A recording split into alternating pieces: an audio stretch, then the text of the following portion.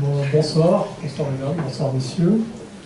Je vous remercie de m'avoir présenté, de m'avoir invité devant ce grand public pour parler de questions qui sont tout à fait intéressantes, qui sont en rapport avec ce sur quoi je travaille depuis quelques années, c'est-à-dire la géopolitique, particulièrement la géopolitique sur le champ asiatique et sur la Chine, notamment l'espace maritime, j'en parlerai ce soir, et aussi sur l'environnement de la Chine, dont le Vietnam, dont je parlerai une autre fois. Je vais développer mon propos en deux parties. Dans une première partie, je vais revenir, en fait, si vous le voulez bien, rapidement sur l'histoire de la Chine, non pas pour faire œuvre d'historien, mais pour qu'on comprenne pourquoi la Chine, aujourd'hui, est un État qui se projette en tant qu'acteur géopolitique, parce que ça ne va pas de soi. Il ne va pas de soi que la Chine s'intéresse à l'espace maritime, ce n'est pas dans l'histoire de la Chine. Donc, pour comprendre pourquoi, on a besoin de remonter un petit peu dans l'histoire de ce grand pays. Donc, je développerai ce point. Ensuite, je développerai aussi la vision qu'a la Chine aujourd'hui, c'est-à-dire pourquoi elle s'intéresse à l'espace maritime et ce qu'elle déploie comme stratégie pour essayer de s'investir, de s'approprier cet espace, et ce qui l'amène à interagir avec d'autres pays, d'autres acteurs, et en particulier des États-Unis. Donc nous verrons par quel mécanisme. Et puis dans une autre partie, une deuxième partie, je commencerai un certain nombre de slides que j'ai prévu de vous présenter, qui sont principalement des cartes, mais je pars du principe qu'un dessin est souvent beaucoup plus éclairant qu'un long discours, et qu'une carte en géopolitique peut nous permettre de comprendre en fait des processus et des dynamiques, et c'est pour ça que nous prendrons un temps pour les regarder, et je les commenterai. Alors, en parlant de cartes, je vais pour le moment me limiter à cette carte qui représente effectivement la Chine aujourd'hui. On connaît le pays, il a une forme tout à fait particulière. Pour les personnes qui ne sont pas familières avec ce pays, donc Pékin se trouve au nord-est du pays. On a de grandes villes, effectivement, Chongqing, Shanghai, Canton et Hong Kong, qu'on connaît par ailleurs, et il y a également Taïwan qui se trouve au-delà du détroit de Taïwan face à la Chine continentale. Donc on a le pays que nous connaissons aujourd'hui, mais ce pays en tant qu'acteur géopolitique est particulier parce qu'on voit au fond que c'est un vaste État qui est très ouvert en direction du continent asiatique, et qui certes a une façade maritime, mais une façade maritime qui ne représente pas un aspect particulièrement fondamental quand on observe l'ensemble du pays. On se dit qu'au fond, en regardant cette carte, c'est un pays qui doit être très ouvert vers le nord, très ouvert vers l'ouest, ouvert vers le sud, et pourquoi serait plus particulièrement intéressé par l'espace maritime. Alors, il y a du vrai dans cette affirmation, et si on regarde la Chine en tant qu'objet géostratégique, ce qu'on voit, c'est que dans la perception historique de ce pays, dans la perception qu'il a eue des menaces qu'il percevait, historiquement, la menace pour la Chine est toujours venue du nord. Donc le nord était une source de menace, et le sud était plutôt une zone d'expansion, et avec une bordure maritime qui représentait une frontière, et la mer qui représentait un espace sûr. Alors, qu'est-ce qui fait qu'un État qui, pendant deux millénaires, a considéré que la mer représentait un espace sûr, aujourd'hui regarde la mer comme un espace d'opportunité, mais aussi un espace de menace? Il faut remonter à la manière dont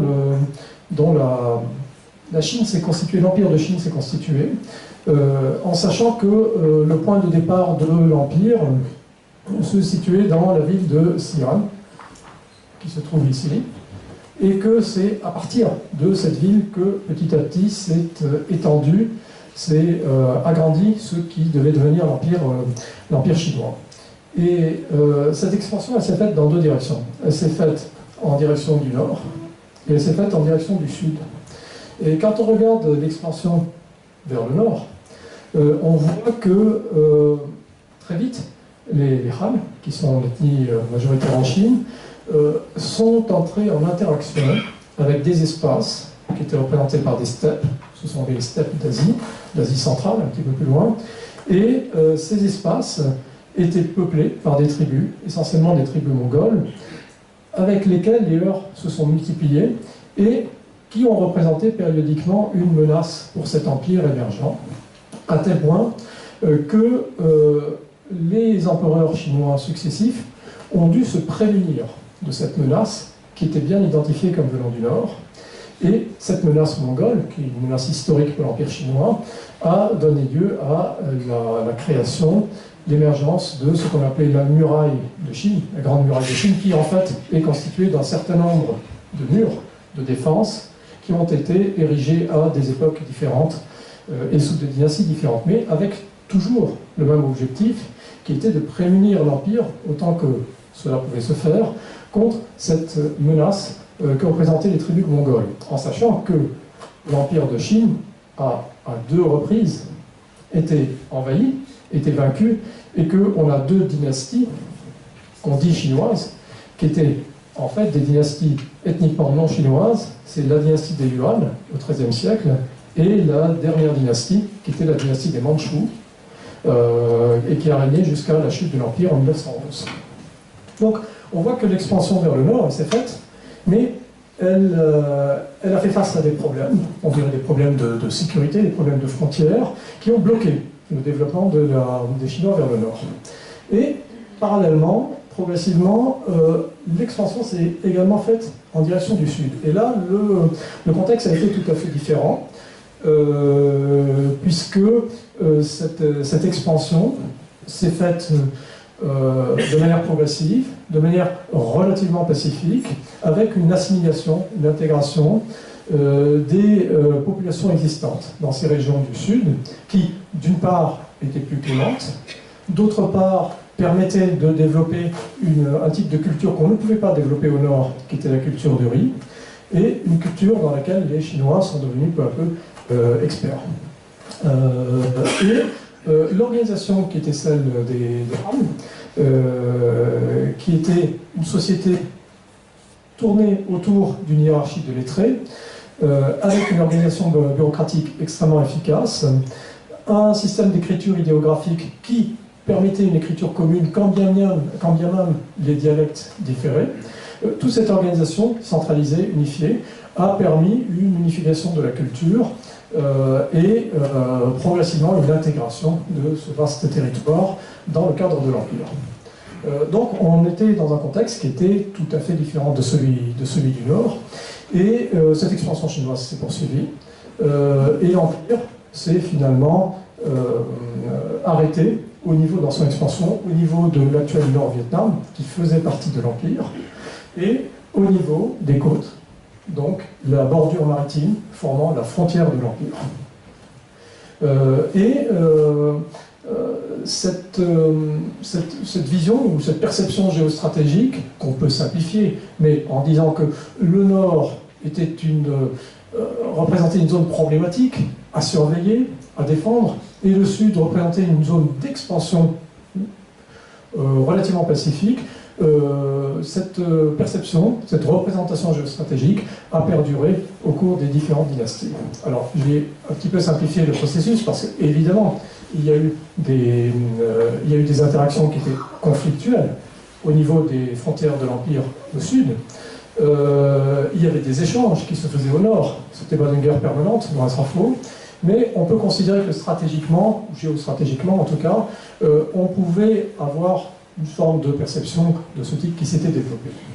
Et on arrive jusqu'au XIXe siècle, et au XIXe siècle, on a un renversement du paradigme qui est tout à fait spectaculaire, qui est majeur en ce qui concerne la Chine. C'est que la mer, qui était un espace neutre, un espace pacifique, un espace parfois d'expansion, je pourrais en parler s'il y a des questions là-dessus. Oui, les Chinois se sont au moins une fois projetés sur la mer dans l'histoire, au XVe siècle. eh bien cet espace maritime est devenu une source de menace. Et il est devenu une source de menace parce que de nouveaux acteurs sont arrivés en Asie qui n'étaient pas présents auparavant et qui étaient des puissances maritimes majeures, c'est-à-dire d'abord les Portugais, puis les Hollandais, puis les Espagnols, puis les Anglais, puis les Français. Et tous ces acteurs se sont progressivement installés, se sont appropriés des territoires, ou en tout cas ont développé leur influence sur des territoires, et sont devenus des acteurs, je dirais, pérennes dans la vision chinoise, qui a commencé à devoir tenir compte du fait que des puissances maritimes étaient présentes sur l'espace, et ces puissances maritimes pouvaient représenter une menace pour l'Empire. Dans les faits, cette menace s'est concrétisée à partir du milieu du XIXe siècle, et ça a commencé avec le conflit qui a opposé les Anglais et l'Empire de Chine, avec la première guerre de l'opium. Ça a continué avec la guerre qui a opposé l'Empire de Chine avec un autre acteur asiatique, celui-ci, mais qui était dans une dynamique d'expansion, c'est-à-dire le Japon. Et ça a donné lieu à un affaiblissement progressif de l'Empire, sur lequel je vais revenir, et la vision, la perception que de la mer émanaient des menaces qui étaient absolument vitales pour la Chine. Pour rappel, les guerres de l'opium, il y en a eu deux. La première guerre de l'opium a débuté en 1839, elle s'est achevée en 1942, et elle a été conclue par un traité, qui était le traité de Nankin, en 1842, que les Chinois considèrent comme le premier des traités qu'ils appellent inégaux. Les discours de la République de Chine, la République populaire de Chine aujourd'hui par rapport au traité d'inégaux sont récurrents, c'est-à-dire la Chine, ils considèrent qu'au XIXe siècle, la Chine a fait l'objet d'agression, a été obligée de signer en état de faiblesse des traités qui l'a menée à accepter des concessions territoriales qu'elle n'aurait pas faites si elle n'était pas dans cette situation de faiblesse. Le premier traité inégal est celui de Nankin en 1842, et de fait, les Anglais obtiennent un certain nombre d'avantages.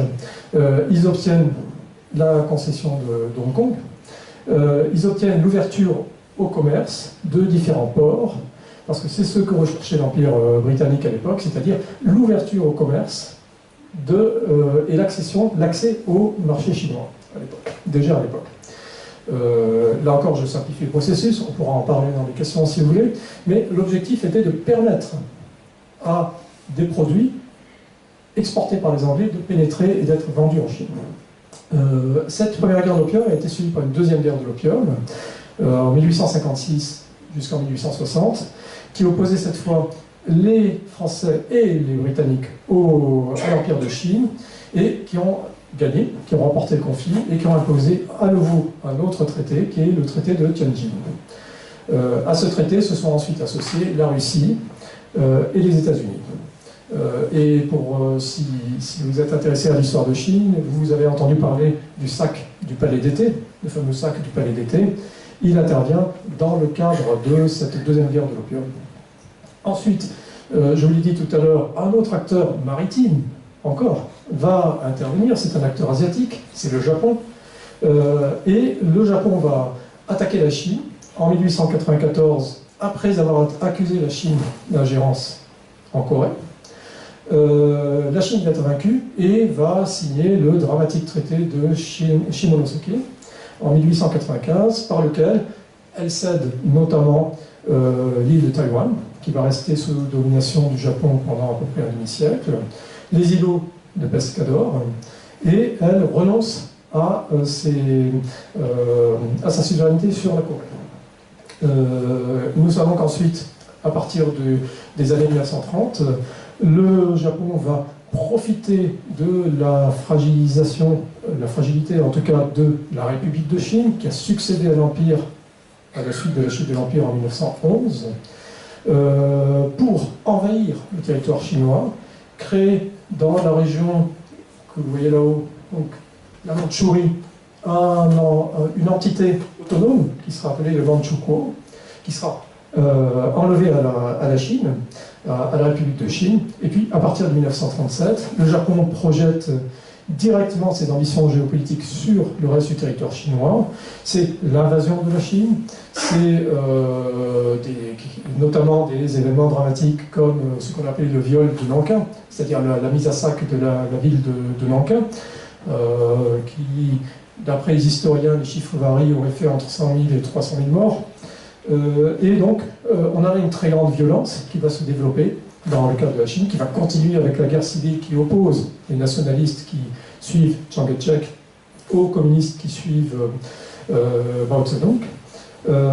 Et toute cette période troublée, qui, somme toute, va durer près d'un siècle, car elle aura commencé un peu avant le milieu du XIXe siècle, et s'achève un peu avant le milieu du XXe siècle, en 1949, avec la création de la République populaire de Chine, et là, le retrait, le reflux des nationalistes qui sont vaincus et qui se replient sur l'île de Taïwan, qui devient une entité autonome de fait.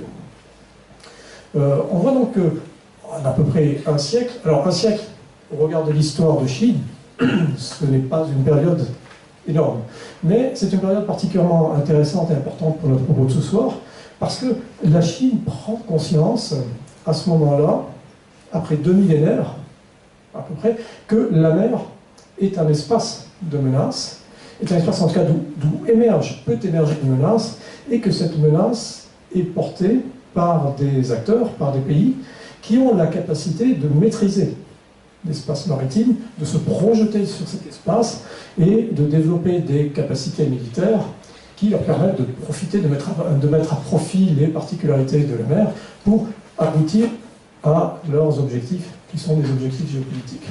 Et cette perception-là, elle est particulièrement importante parce qu'elle va conduire la République populaire de Chine un demi-siècle après, donc à la fin du XXe siècle, à commencer à développer progressivement elle-même ses propres capacités de projection sur l'espace maritime. Et c'est pour ça que nous vivons, somme toute, une époque tout à fait intéressante, quand on s'intéresse à la Chine en tout cas, parce qu'on est en train d'assister, de voir la mutation d'un pays qui n'était pas une puissance maritime et qui, petit à petit, crée sa propre puissance maritime et, en quelque sorte, crée en même temps le projet géopolitique qui va avec, ou qui pourrait aller avec. Parce qu'on ne peut pas considérer que la Chine a un projet géopolitique avéré sur l'espace maritime, mais on voit que ce projet est en construction et finalement s'élabore, se définit, se structure aussi en fonction de la capacité croissante qu'a la Chine à maîtriser cet espace, à imaginer sa projection sur cet espace et à élargir son horizon géopolitique au-delà de celui qu'il est actuellement, en tout cas sur l'espace maritime. C'est un processus tout à fait intéressant et qui a pour conséquence que la Chine commence à interagir avec d'autres acteurs maritimes, tout à fait avérés, très présents, et le premier d'entre eux, on en reparlera, sont les États-Unis d'Amérique, qui eux sont une puissance maritime avérée depuis maintenant près de 130 ans, et qui considèrent que l'acteur chinois est en train d'interagir avec leurs propres intérêts sur l'espace maritime, d'où les fortes tensions qu'on commence à voir au niveau de l'Asie, sur ce qu'on appelle l'espace de l'Asie-Pacifique, et qui, petit à petit, permettent de discerner que 2 projets géopolitiques, ou géostratégiques en tout cas, sont en train d'entrer en contact et génèrent des tensions entre les acteurs qui les portent. Alors,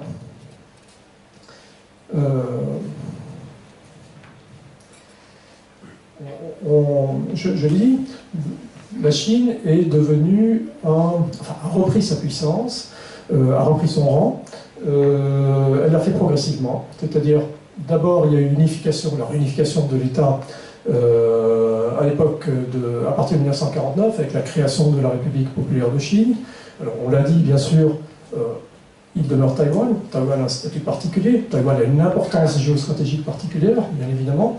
Mais globalement, la Chine a repris son statut de grande puissance régionale et internationale à la suite du vote qui a conduit au retrait de Taïwan de l'Organisation des Nations Unies en 1971, et le fait que la Chine, la République populaire de Chine, a remplacé Taïwan et a repris le siège de Taïwan comme membre permanent du Conseil de sécurité. Donc cette reprise ou cet événement a donné à la Chine, à la République de Chine, sa stature internationale qui a, je dirais, qui a maturé au cours des années 1970-1980, en sachant que les années 1980, la charnière entre les années 1970 et 1980, est formée par la mort de Mao Zedong, l'accession au pouvoir après quelques années de troubles de Deng Xiaoping, qui va être celui qui va littéralement initier cette ouverture de la Chine, la renonciation au principe économique du socialisme, et ce qu'on considère aujourd'hui comme une forme d'économie socialiste de marché spécifique à la Chine. Donc c'est une bizarrerie, puisque c'est en fait du capitalisme, du capitalisme tout à fait débridé, mais avec, enfin quand je dis débridé, qui a commencé à se structurer, mais avec un régime autoritaire qui se réclame toujours du communisme, mais qui a renoncé à ce qui fondait le principe de l'économie socialiste. Et ce processus va permettre à la Chine de développer sa puissance et de monter en puissance surtout, puisque la Chine va bâtir sa puissance financière sur le fait que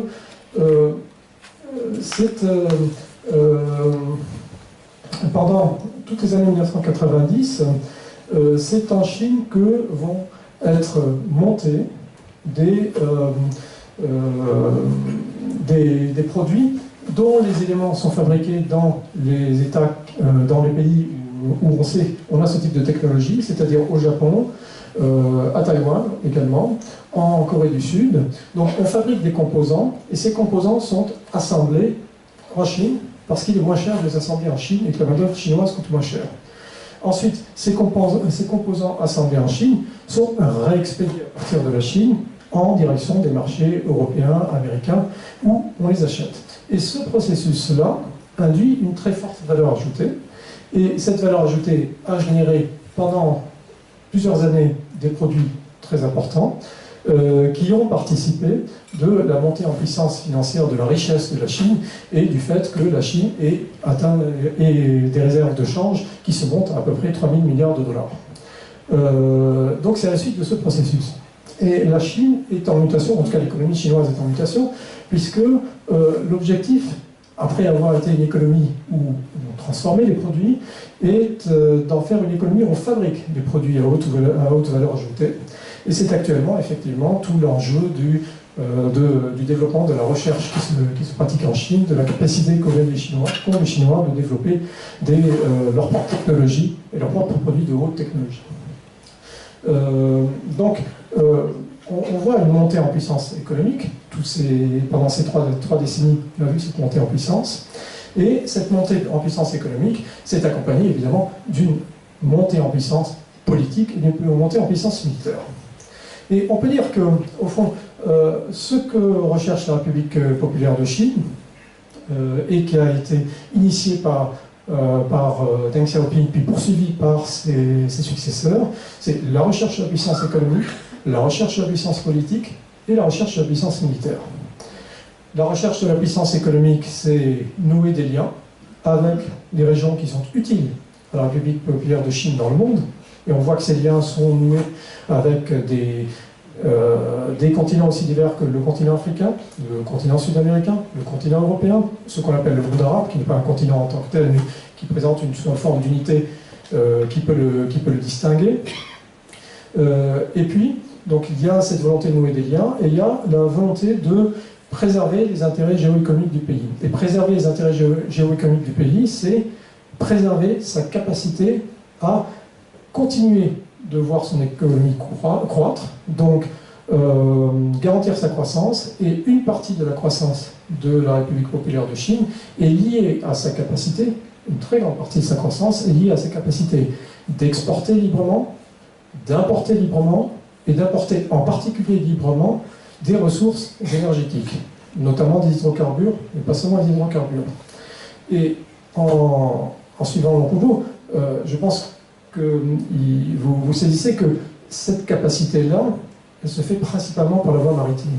Donc on commence à comprendre que si pour la Chine il est important de maintenir sa puissance économique, il est donc important de maintenir sa capacité à intervenir, à gérer l'espace maritime par lequel passent ces flux économiques. Donc, il y a la recherche de la puissance économique, et on voit qu'elle est liée à l'espace maritime.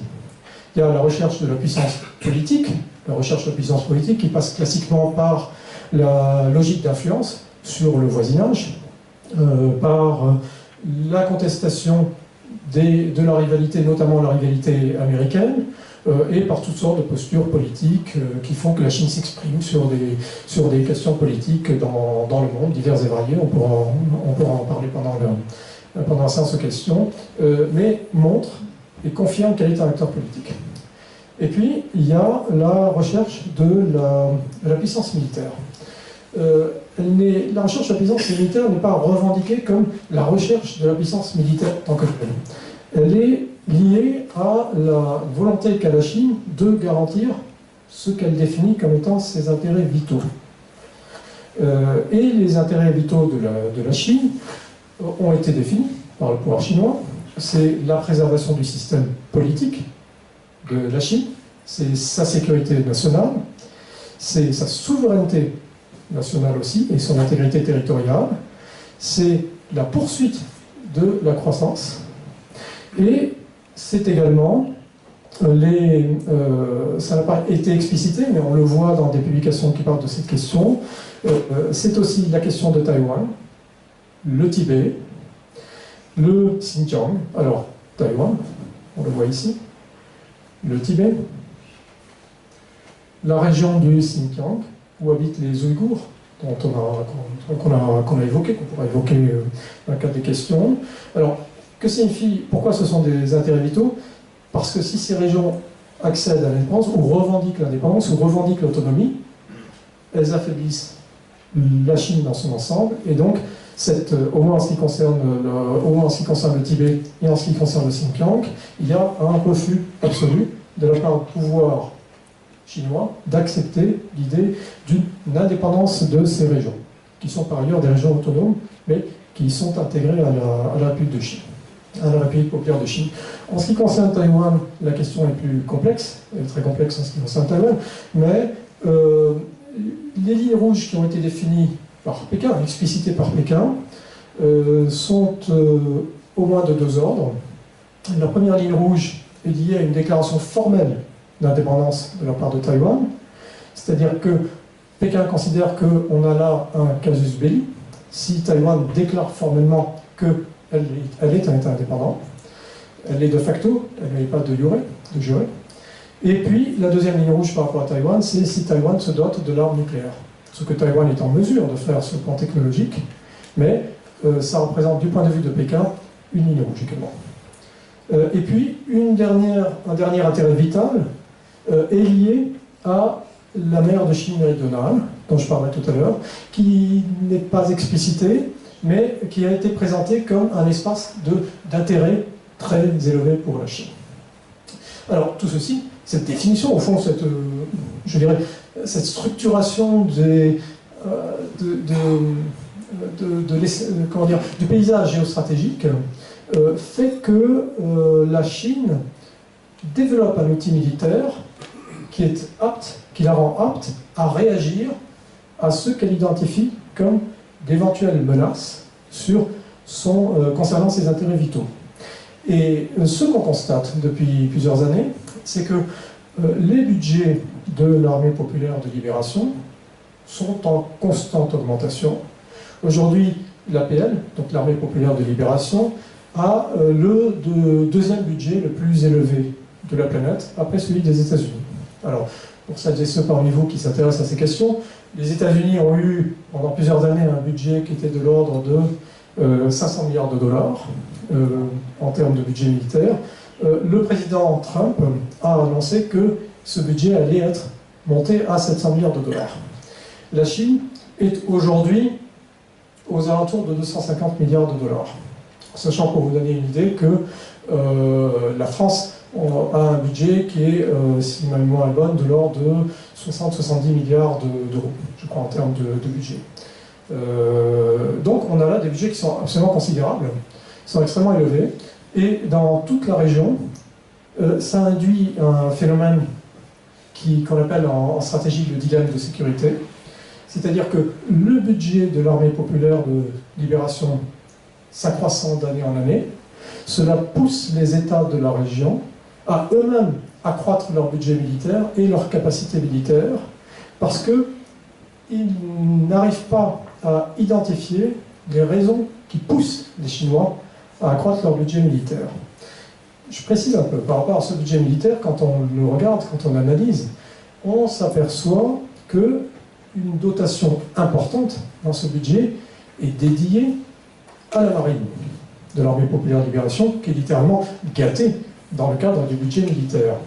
Donc vous voyez, on ne quitte pas l'espace maritime. Donc on voit, et ce que voient les acteurs, les États qui sont voisins de la Chine, ils voient cet État qui est monté en puissance sur le plan économique, qui aurait pu somme toute rester une puissance, une superpuissance économique, mais qui, depuis une quinzaine d'années, commence à développer des ambitions sur l'espace maritime régional, on va le voir, de plus en plus précises, de plus en plus affirmées, et développe un budget militaire qui favorise particulièrement l'outil maritime. Donc, le message renvoyé qui est accompagné d'une opacité quant à l'objectif géopolitique ou politique chinois sur lequel la Chine ne communique pas. Donc on ne sait pas ce que veut la Chine. Un auteur fort connu a écrit un livre qui s'intitule « Que veut la Chine ?» C'est une question tout à fait pertinente. Effectivement, que veut la Chine? Et comme on ne sait pas exactement ce que veut la Chine, mais qu'on voit en revanche ce que la Chine fait, ça pousse les États de la région à essayer de développer dans le cadre de ce qu'on appelle le dilemme de sécurité, c'est-à-dire je ne peux pas laisser le voisin devenir plus fort, sinon je risque d'être attaqué un jour et vaincu, donc il faut moi-même que je monte en puissance. Et donc ce dilemme de sécurité pousse des États comme les Philippines, le Vietnam, la Malaisie, Taïwan bien sûr, le Japon, tous ces États qui sont, vous le constatez, des États plutôt insulaires, ou assez proches de l'espace maritime, à eux-mêmes monter en puissance. Et comme ces États se retrouvent dans une situation qui est de faiblesse, d'asymétrie par rapport à une superpuissance régionale, ils ont tendance, dans la réflexion qu'ils portent sur leur budget militaire et sur le type d'armes qu'ils essaient de développer, d'abord à privilégier les armes qui portent sur l'espace maritime, puisque tout le monde pressent bien que c'est sur l'espace maritime que se développent les enjeux les plus importants, et à essayer de développer des types d'armes qui permettent, dans une situation d'asymétrie, de rééquilibrer cette asymétrie. Alors, rééquilibrer cette asymétrie, je vous renvoie à une histoire très ancienne, qui est celle de David et Goliath. David qui est fluet, petit, et Goliath qui est un guerrier tout à fait puissant et dont l'histoire raconte qu'il pouvait vaincre plusieurs guerriers en même temps. Alors que fait David, qui est fluet et qui n'a certainement pas force physique pour s'en prendre à Goliath? Il va se munir d'une arme qui va lui permettre de battre Goliath à distance, une arme qui ne lui coûte pas cher, mais qui manipule fort bien. Et ce sera la fameuse fronde. Si je prends un État comme le Vietnam, on peut dire d'une certaine manière, le Vietnam est comme David par rapport à Goliath. Pour la Chine, ce que par exemple font les Vietnamiens, c'est qu'ils ont doté leur marine de sous-marins. Des sous-marins fort efficaces, des sous-marins de fabrication russe, la classe 0. Et ces sous-marins, qui sont reconnus comme des sous-marins, en tout cas de leur catégorie, les plus efficaces et les plus discrets, permettent aux Vietnamiens d'envoyer un message qui est: oui, nous n'avons pas suffisamment d'unités de surface, nous n'avons pas suffisamment de puissance de surface, mais nous avons la capacité, néanmoins, grâce à nos sous-marins, de représenter une menace en cas de conflit, une menace qui sera difficile de contrer. Donc on est là typiquement dans ce que font des acteurs qui sont dans des situations d'asymétrie et qui cherchent à rétablir cette situation d'asymétrie. Ça passe par l'acquisition d'armements qui vont permettre de développer une forme de supériorité dans un domaine particulier. Ça passe par le fait de nouer des alliances avec d'autres États qui identifient la même menace. Donc on voit un rapprochement de fait sur le plan politique entre plusieurs États de la région, et ça passe par le fait de se tourner vers une superpuissance qui, elle, considère aussi que le développement de la Chine représente une menace possible, c'est-à-dire les États-Unis. Et on arrive donc à l'explication de pourquoi les États-Unis sont aussi présents en Asie-Pacifique et aussi présents dans ce débat autour des espaces maritimes limitrophes à la Chine et de l'appropriation que semble vouloir la Chine de ces espaces. Alors, je vais placer différentes diapos qui, je pense, vont illustrer mon propos. Alors, j'ai intitulé cette série-là « Des impératifs géographiques » pour montrer quelque chose. Quand on fait de la géopolitique, quand on s'intéresse en tout cas géopolitiquement parlant à l'espace, on ne manque jamais de regarder ce que nous dit la géographie de cet espace. Parce que les contraintes géographiques nous expliquent. Pourquoi? En tout cas, en partie, peuvent nous expliquer ce que peut faire un État, ce qu'il ne peut pas faire, et là où il pourrait identifier ses intérêts. Et cette carte, qui est une carte physique absolument typique de la Chine, elle nous montre quelque chose, en fait. Elle nous montre différentes choses. Elle nous montre d'abord que, au fond, on a une Chine côtière. Et quand on regarde un petit peu plus loin vers le continent, on a de vastes massifs montagneux, on a des régions qui deviennent plus arides. Et on peut poser le postulat que, au fond, la population chinoise, si nombreuse, est probablement plutôt sur la partie côtière de la Chine, plutôt dans cette partie-là, parce que cette partie-là est visiblement très irriguée, parce qu'on peut y faire de la culture, de l'agriculture, et elle est ouverte sur l'espace maritime. Et de fait, c'est bien ce que nous confirment les données géographiques qu'on a de la Chine, c'est que la population chinoise se retrouve massivement dans ce qu'on appelle la Chine historique, c'est-à-dire la Chine des 18 provinces, une Chine qui représente cette partie-là du territoire. Et cette partie-là du territoire est bien celle qui est la plus proche de l'espace maritime, celle qui fait face à la mer. Autre élément que nous montre cette carte, si on la regarde simplement sans a priori d'ordre géopolitique, mais qu'on se dit qu'est-ce qu'elle pourrait nous apprendre de géopolitique, elle nous fait apparaître quelque chose d'intéressant, c'est que si cet État veut regarder en direction de la mer, il doit tenir compte du fait qu'il y a un certain nombre d'archipels et que la mer n'est pas une mer libre. Donc il y a d'autres acteurs, qu'il y a d'autres États, d'autres puissances qui, elles aussi, sont présentes sur cet espace maritime.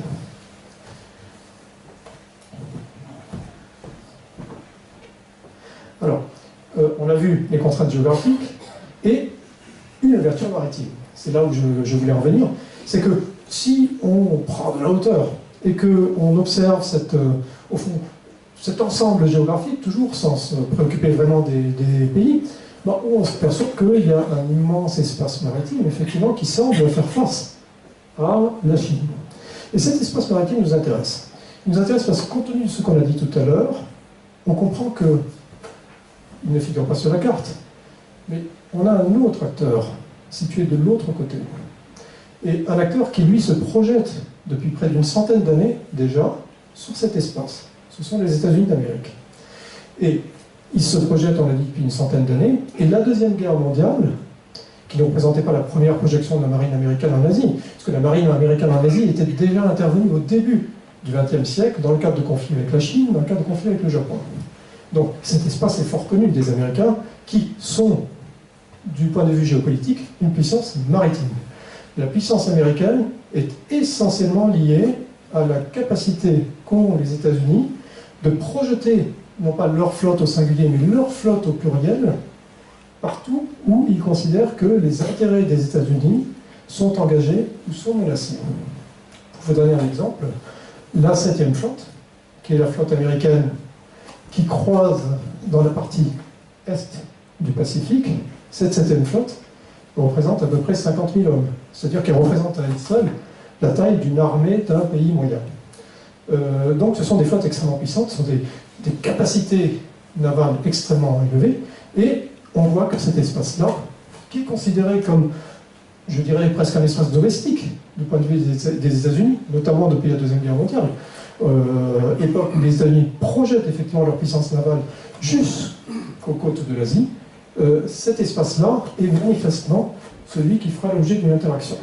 Et cette interaction nous intéresse parce qu'elle pose la question de la capacité qu'a l'État qui souhaite contester la présence américaine sur l'espace maritime pacifique à le faire.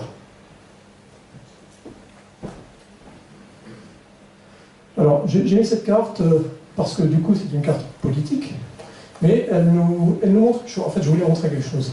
Je voulais que l'on voit qu'au fond, quand on choisit, j'ai choisi cette représentation cartographique, la Chine apparaît comme l'État central dans cette région-là.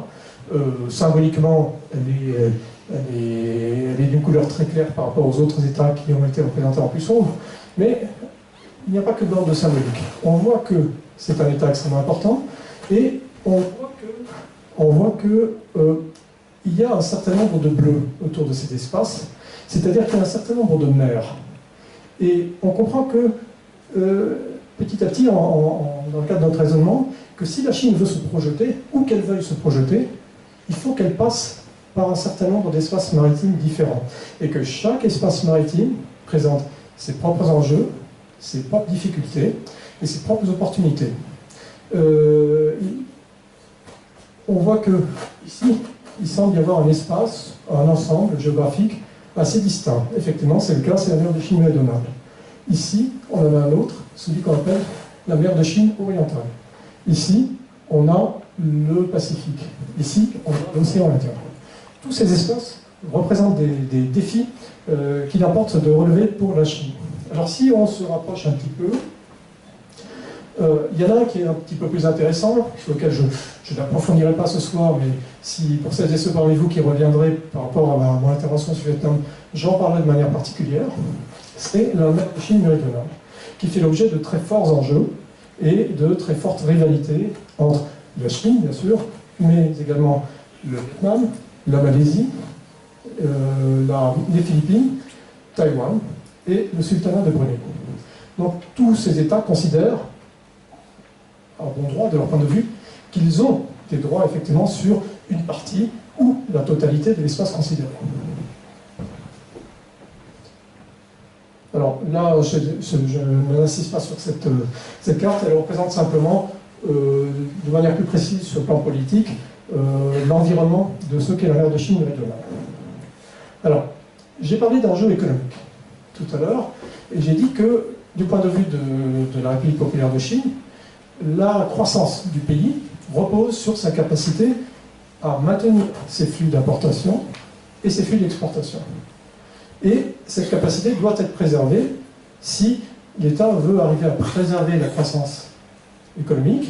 Et préserver la croissance économique de la Chine, du point de vue des dirigeants chinois, c'est préserver également la stabilité du pays.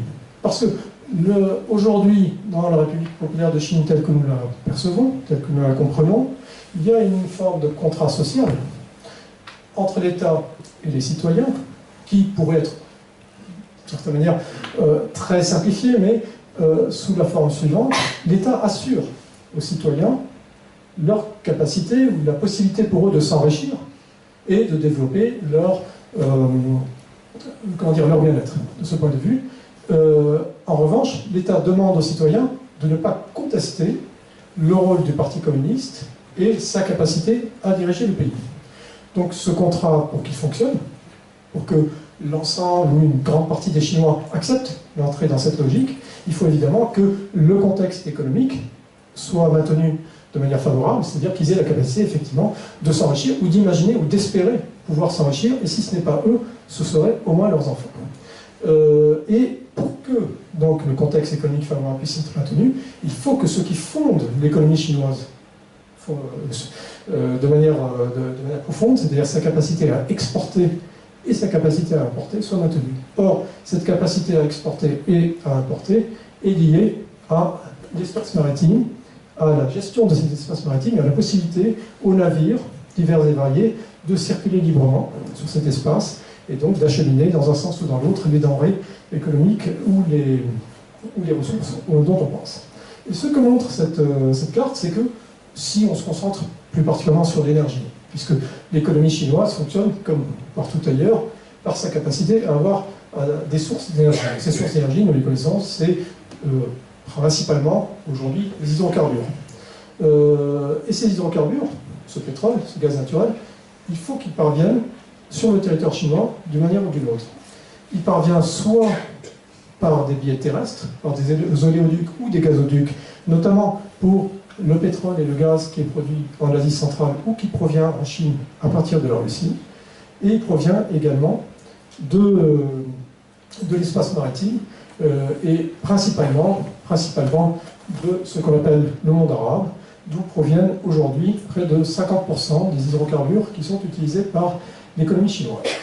Donc on conçoit que, du point de vue de Pékin, cette route maritime soit particulièrement vitale. Et pas que du point de vue de Pékin. Par exemple, le Japon est extrêmement dépendant du pétrole du Moyen-Orient. 85% du pétrole utilisé, importé au Japon, provient du Moyen-Orient. Donc le Japon, la Corée du Nord, Taïwan et la République populaire de Chine sont des États particulièrement intéressés par la capacité qu'ont les navires à circuler librement et à traverser sans encombre ces espaces maritimes. Alors, sur cette carte, on voit que, effectivement, j'ai voulu mettre en valeur le fait qu'il y a des espaces maritimes, mais il y a aussi des objets géographiques, qu'on appelle les détroits, et qui sont en eux-mêmes particulièrement problématiques en cas de crise. Alors, on connaît bien sûr, pas très loin de chez nous, le détroit de Gibraltar, dont on sait, si vous suivez cette actualité, qui fait l'objet de crispations régulières entre l'Espagne, le Maroc et la Grande-Bretagne, et notamment dans le cadre du Brexit. L'Espagne exerce une très forte pression actuellement sur Londres et sur ses partenaires de l'Union européenne pour que la présence anglaise, la présence britannique, soit revue au niveau de Gibraltar. Chose à laquelle les Anglais s'opposent farouchement, ils y sont présents depuis plus de 300 ans. Et s'ils s'y opposent, c'est à cause de l'intérêt géostratégique que représente leur présence au niveau de ce détroit. Et on a ici le détroit de Malacca, qui est certainement le détroit le plus sensible de la région, puisque l'essentiel du trafic commercial passe par le détroit de Malacca pour remonter ensuite en direction des côtes de Chine, du Japon, de Taïwan, de Corée. À peu près plus de la moitié du commerce mondial passe par ce détroit. Alors, là, je ne m'attarderai pas sur cette diapo qui représente simplement de manière imagée l'importance qu'ont ces flux d'hydrocarbures. Et ce qu'on constate simplement, c'est ça que je voulais montrer, c'est que ces flux d'hydrocarbures passent par cet espace qui est celui de la mer de Chine méridionale, qui fait l'objet de crispations importantes entre la Chine et les États riverains. Donc on voit que à la fois les États s'opposent sur un espace maritime, mais ont un fort intérêt à ce que leur opposition ne dégénère pas en conflit, parce que le fait qu'on ait un conflit en mer de Chine méridionale aurait pour conséquence que ces flux pétroliers seraient soit interrompus, soit à tout le moins détournés. Or, en étant détournés, ça provoquerait un renchérissement du prix du pétrole, et l'effet recherché étant, les conséquences étant tout à fait contraires à l'effet recherché, c'est-à-dire on aurait effectivement un impact sur l'économie. Alors, en parlant de pétrole, en mer de Chine méridionale, on a effectivement des ressources en pétrole. Et ces ressources font l'objet de tensions entre notamment la Chine et le Vietnam, qui réclament d'exploiter chacun ces ressources en leur nom propre. Actuellement, on est dans un équilibre, c'est-à-dire qu'une partie de ces ressources sont exploitées par le Vietnam, une partie est exploitée par la Chine, et dans le sud de la mer de Chine méridionale, une partie est exploitée par le sultanat de Brunei et par la Malaisie, ainsi que par les Philippines. Alors, des rivalités territoriales. Ces rivalités territoriales sur la mer, on a vu que la mer de Chine méridionale est probablement celle qui, je dirais par rapport à ce que j'ai dit tout à l'heure, qui démontre le mieux l'évolution actuelle de la Chine, c'est-à-dire sa capacité à devenir une puissance navale. Je dirais que, d'une certaine manière, la mer de Chine méridionale, c'est un espace de test, du point de vue de Pékin. C'est là où on voit que la marine chinoise monte progressivement en puissance, s'oppose par moments et par touches à d'autres acteurs, et apprend de cette opposition, et apprend aussi sur le plan, non seulement sur le plan stratégique, sur le plan militaire, mais sur le plan du positionnement politique. Je m'explique. On a eu en 2014, donc il y a 3 ans, une opposition entre la Chine et le Vietnam, très violente, puisque les Chinois ont installé une station, enfin c'est une plateforme de forage pétrolier au niveau de l'archipel des Paracels, qui se trouve ici. Nous avons ici l'autre archipel qui est celui des Spratleys. Et l'instauration de cette plateforme par la Chine a provoqué une violente réaction de la part du Vietnam et une opposition, qui n'a pas été l'opposition armée, mais qui a été l'envoi d'une flottille de gardes-côtes vietnamiens et, en réponse, l'envoi d'une flottille de gardes-côtes et de navires plus puissants de la part des Chinois. Et cette crispation de la part entre les deux États a été provoquée par la Chine.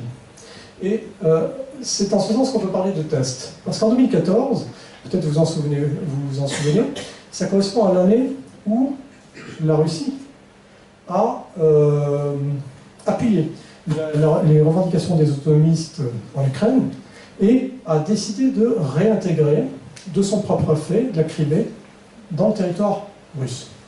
Donc, du point de vue du droit russe, le droit a été respecté, puisque ça a été un vote de l'Assemblée nationale de la Douma, donc à Moscou.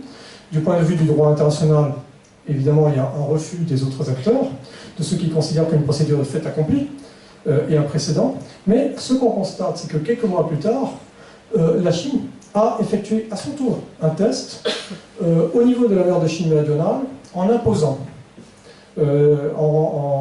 sa présence et en voyant comment se développer les réactions. Et je pense que Pékin attendait surtout de voir quelles réactions allaient se développer, non pas tant au niveau du Vietnam, puisque les Chinois se doutaient bien que les Vietnamiens allaient réagir très violemment, mais au niveau des États-Unis, et peut-être au niveau des puissances les plus importantes de la région, c'est-à-dire du Japon. Donc on voit que c'est un espace particulièrement intéressant et particulièrement sensible, et c'est là où les Chinois testent, développent, comprennent la manière dont ils peuvent petit à petit s'approprier cet espace, ou en tout cas tenter de se l'approprier, et petit à petit imposer leur politique et au moins leur vision stratégique aux autres acteurs riverains. Alors, ce contentieux, si vous y intéressez, vous trouverez toutes sortes de cartes qui sont en ligne sur Internet, mais cette carte est intéressante parce qu'elle est en couleur. Elles ne sont pas toutes en couleur, et elle nous présente quelque chose assez visible, assez compréhensible, c'est les revendications des uns et des autres. Et ce que vous pouvez voir, c'est que vous avez une grande ligne verte, et cette grande ligne verte représente, c'est la revendication de la République populaire de Chine, et également celle de Taïwan. Donc, sur ce point, Taïwan et Pékin sont sur la même longueur d'onde. Donc la revendication, vous le constatez, porte sur l'ensemble de l'espace maritime et de toutes les îles qui y sont comprises. La revendication du Vietnam, elle est marquée en pointillé violet. Ici, vous constatez qu'elle ne porte pas sur l'ensemble de la mer de Chine méridionale. Le Vietnam ne revendique pas l'espace maritime, il revendique les îles. Les îles Paracels, dont j'ai parlé tout à l'heure, l'archipel qui se trouve au nord, et les îles Spratly, l'archipel qui se trouve au sud. En sachant qu'il y a, on l'a dit, des réserves d'hydrocarbures, de pétrole prouvées, ou d'autres qui sont supposées, dans cet espace maritime. Et après, on a d'autres acteurs. On a les Philippines, la ligne rouge. On a le sultanat de Brunei. Et on a la Malaisie. Donc, l'ensemble de ces acteurs revendiquent peu ou prou de ces espaces maritimes. Dès lors que l'on a des superpositions de revendications, on sait qu'on a un conflit. Donc le conflit de mer de Chine méridionale, il est assez simple à cartographier. Alors, pourquoi j'ai mis ça? Parce qu'un élément de ce conflit porte sur ce qu'on appelle la Convention des Nations Unies sur le droit de la mer. C'est extrêmement important. Et la plupart d'entre vous n'êtes peut-être pas et sans doute pas juristes. je ne suis pas non plus. Mais en géopolitique, nous sommes intéressés par ce que dit le droit international, parce que les acteurs et les États utilisent le droit international quand il va dans le sens de leurs intérêts. Et ce que dit cette Convention du droit de la mer, elle est très importante, elle remonte à 1982, elle explique que l'espace maritime est soumis à des règles de droit, et que ces règles de droit, on a tenté de les définir. Et notamment, ce que dit cette Convention, elle dit que quand il y a une île qui est avérée comme étant une île, qui est considérée sur le plan géologique comme étant une île, eh bien, l'État qui a la souveraineté sur cette île a également la souveraineté économique, en tout cas, sur un vaste espace maritime qui entoure l'île. Et ce que montre ce schéma, qui est une coupe, il montre simplement que tout ce qui va depuis le bord de l'île jusqu'à 200 000 marins au maximum relève, tout cet espace-là relève de la souveraineté économique de l'État. Autrement dit, l'État est le seul à pouvoir utiliser, exploiter ce qui se trouve dans la mer, les ressources halieutiques, ce qui se trouve au fond de la mer, les nodules polymétalliques, et ce qui se trouve dans le sous-sol, c'est-à-dire les hydrocarbures. C'est beaucoup plus important qu'il n'y paraît de prime abord. Vous le savez peut-être, la première puissance maritime au monde, ce sont les États-Unis. Mais pas seulement à cause des flottes. Ce sont les États-Unis parce qu'ils possèdent le plus grand domaine maritime mondial. Et la deuxième puissance maritime au monde, presque à égalité avec les États-Unis, c'est la France. Parce que la France possède le deuxième plus grand domaine maritime mondial, du fait qu'elle a la souveraineté sur un certain nombre d'îles ou d'ensembles archipélagiques qui lui donnent la souveraineté en termes de droit international. On a donc des enjeux tout à fait considérables. Et quand je reprends la carte précédente, ce qu'on constate, c'est que chacun des petits points qui sont de couleurs différentes selon les États qui les contrôlent, mais qui ne les contrôlent pas en regard du droit, ils les contrôlent pour le moment par la force. C'est-à-dire qu'on a envoyé des contingents militaires sur ces différentes îles. Mais l'objectif derrière, pour tous ces États qui regardent à plus long terme, c'est de dire, si on arrive à un règlement de cette situation, pour chaque île sur laquelle on aura reconnu notre souveraineté, nous aurons la souveraineté aussi économique sur l'espace maritime environnant. Et naturellement, cela posera des problèmes de délimitation, d'acceptation, d'accord entre les différents États. Je vous donne un exemple. La France possède Saint-Pierre-et-Miquelon, au large du Canada. Naturellement, on s'est tenté de tracer un cercle autour de Saint-Pierre-et-Miquelon et dire, voilà, notre espace maritime est le suivant. Le problème est qu'il y a aussi l'espace maritime canadien qui interagit avec l'espace maritime de Saint-Pierre-et-Miquelon. Et donc, il y a eu cette question a été soumise, en fait, à la Cour, c'est la Cour internationale, c'est la Cour permanente d'arbitrage, je crois, qui a répondu que l'espace devait être redessiné en fonction des zones d'influence de l'un et de l'autre. Et si vous regardez une carte de l'espace maritime de la France au niveau de Saint-Pierre-et-Miquelon, ce n'est pas tout un cercle, c'est plutôt une sorte de bande, une bande assez allongée qui représente les eaux territoriales, pas seulement les eaux territoriales, mais la zone économique exclusive de la France. Donc on n'a pas forcément un cercle. Idéalement, on a un cercle, mais on n'a pas forcément un cercle, et là, on aurait certainement ce type d'arrangement. Alors, qu'est-ce que ça représente? C'est très intéressant. Parce que les acteurs ont des stratégies en mer de Chine méridionale. Alors, on a vu qu'il y avait des stratégies militaires, c'est-à-dire qu'un acteur comme la Chine, par exemple, teste les capacités militaires de ses concurrents et adapte et fait évoluer sa propre force maritime en fonction de ce qu'elle comprend de l'évolution des forces maritimes des autres acteurs. Mais il y a aussi des stratégies qui sont d'appropriation. Ce que dit la Convention, c'est pour ça que je tenais à vous en parler, parce que vraiment ces conflits dans lesquels la Chine est associée dans les espaces maritimes, ils sont liés au droit international de la mer. La Convention du droit de la mer dit que, oui, s'il y a une île, et si cette île est sous la souveraineté d'un État reconnu, eh bien, cet État a également une souveraineté économique sur l'espace maritime autour. Mais ce que dit également la Convention, c'est qu'elle dit n'est pas une île, n'est pas île qui veut. En gros, l'île doit être un espace sur lequel la vie pérenne humaine est possible, donc sur laquelle on peut pratiquer de l'agriculture, sur laquelle il y a des ressources en eau, et sur laquelle la vie d'une communauté humaine en autarcie est possible. Alors, c'est possible sur un certain nombre d'îles, c'est tout à fait impossible sur des îlots rocheux. Et c'est exactement la configuration en mer de Chine méridionale. C'est-à-dire la plupart de ces îles sont des îlots rocheux, dont certains n'émergent même pas à marée haute. Or, ce que dit la Convention de Montego Bay, c'est que, à minima, pour qu'on commence à discuter sur le statut de l'île, il faut au moins qu'elle soit visible à marée haute. Ce n'est pas le cas de tous ces îlots ou récifs. Alors, ce que font les États, et principalement la Chine et le Vietnam, c'est qu'ils fabriquent des îles artificielles. Ils les fabriquent au sens propre. Et cette installation, qui est une installation chinoise, que vous voyez là, elle est bâtie sur un récif qui est sous l'eau. Donc, on a bâti au-dessus une structure. Alors, on n'est pas là dans l'anecdote, on est là dans l'idée que des acteurs puissants, et la République populaire de Chine est un acteur puissant, considèrent qu'ils ont vocation à faire évoluer le droit. Et le droit international est tout sauf neutre. Le droit international est une résultante de rapports de force et de la manière dont se sont construits ces rapports entre les États qui étaient en mesure de décréter ou de décider des règles. Et la perception qu'a la Chine aujourd'hui, c'est qu'elle est en train d'acquérir ce statut d'État qui peut créer les règles. En créant des situations de fait accompli, sur les situations de facto, l'idée est qu'un jour, on passera d'une situation de facto à une situation de iure, donc de droit. Voilà pourquoi il y a ce type de structures qui sont construites. Alors après, il y a d'autres raisons. Vous remarquez cet inquiétant globe au sommet de la structure. C'est évidemment une structure militaire, et le globe en question est un radar.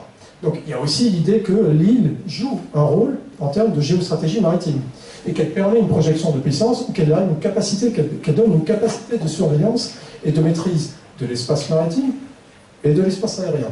Donc il y a aussi des enjeux de ce type. Mais par-delà simplement l'enjeu militaire, on a derrière un enjeu juridique qui se profile. Alors autre exemple, on a là encore, on a de la fabrication géostratégique, c'est-à-dire qu'on a un îlot et que cet îlot a été élargi. Il a été élargi par des opérations de drainage de sable sous-marin, et ce sable est amené au niveau de l'île, et petit à petit, on gagne sur la mer, donc on élargit la superficie de l'île, et en même temps, on voit que sur cette île-là, a été créée une piste de décollage et d'atterrissage suffisamment longue pour pouvoir accueillir des avions militaires. Donc là encore, on est dans cette militarisation croissante des archipels en mer de Chine méridionale, en particulier l'archipel des Spratly, qui augure ou laisse penser que les acteurs se mettent dans une position qui est celle d'un possible affrontement. Pardon, je vais rapidement terminer. Si on prend un peu de hauteur, parce que j'ai dit que la Chine était un acteur maritime, et le regard maritime de la Chine ne s'arrête pas à la mer de Chine méridionale. Mais la mer de Chine méridionale est assez signifiante. Donc c'est un exemple qui nous éclaire sur ce que peut ou veut faire la République populaire de Chine quand elle se voit comme un acteur maritime. Mais si on prend de la hauteur, on voit qu'on a, dans cette région d'Asie, différents points de tension, et on en a un autre qui apparaît ici, dont je n'ai pas parlé, je ne parlerai pas là, en tout cas dans le cadre de ma présentation faute de temps, mais c'est celui qui provoque des crispations régulières depuis 2011 entre la Chine et le Japon. Ce sont les îles Senkaku, et ces îles-là sont revendiquées par la Chine et sont sous souveraineté du Japon. Elles posent la même problématique en termes d'eau.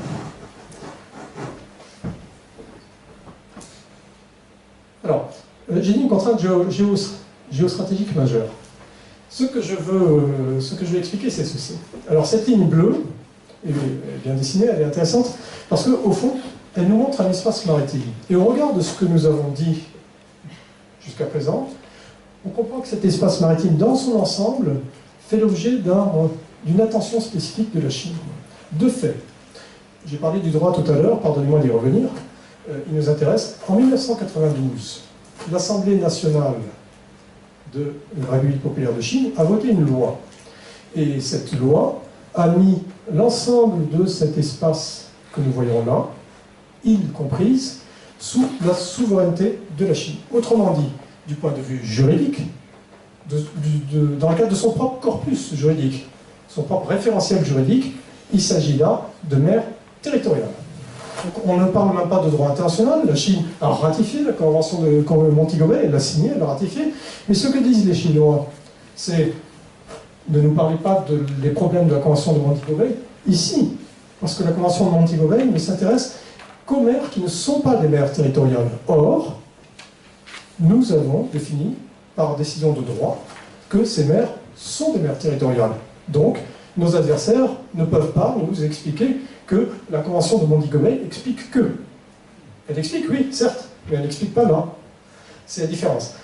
Alors, du point de vue, je dirais, stratégique, ou dans l'objectif derrière, on a là la vision que la Chine a de ce qui devrait être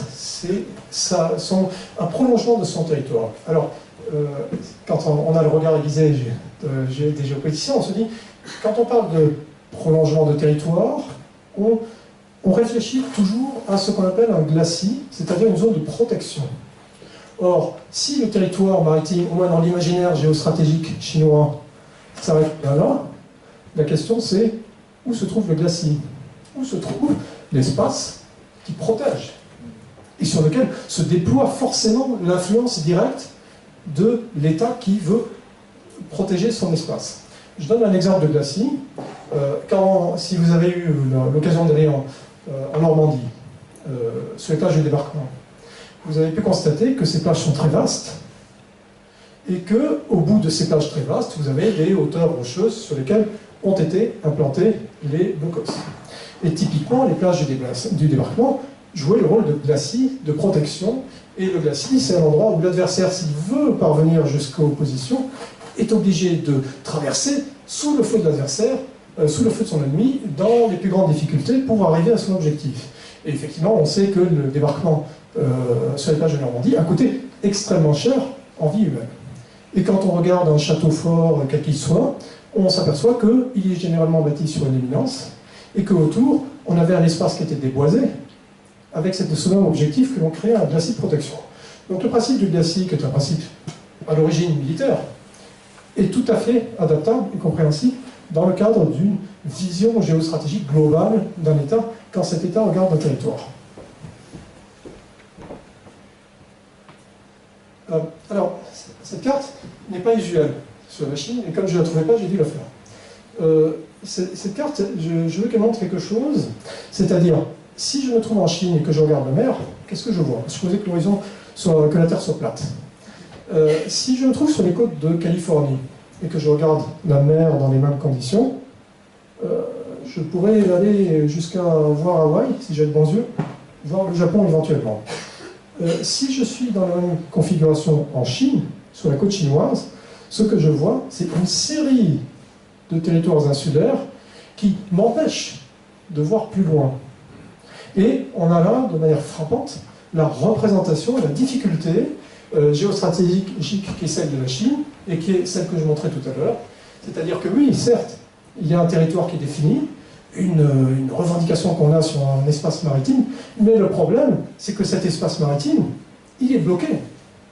Il est bloqué par des territoires qui n'appartiennent pas à la Chine, qui ne sont pas sous l'influence politique de la Chine et qui, encore plus grave, sont opposés aux ambitions chinoises maritimes. En tout cas, les regardent au moins avec la plus grande méfiance. Et on voit que la problématique géostratégique de la Chine, elle réside là. Elle est dans cette difficulté à se projeter, à savoir comment projeter au fond sa puissance. Déjà, on voit qu'il y a une forte difficulté à l'imposer sur l'espace revendiqué.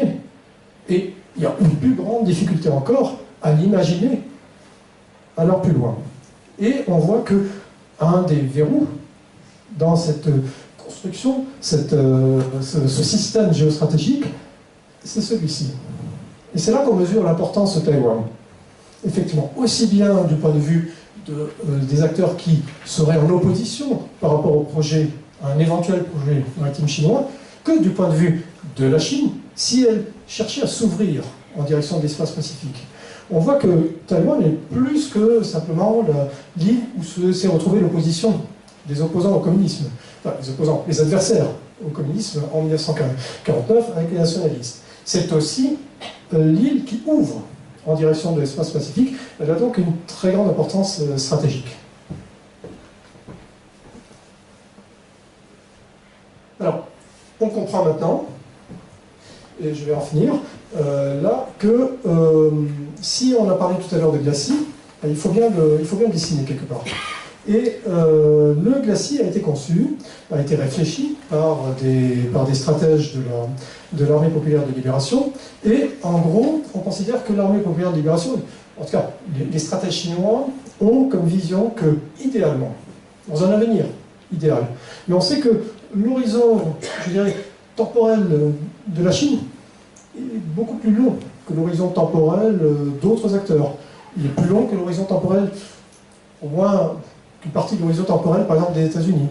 Donc on peut imaginer, du point de vue de chinois, que voilà l'objectif auquel on tendrait dans 50 ans.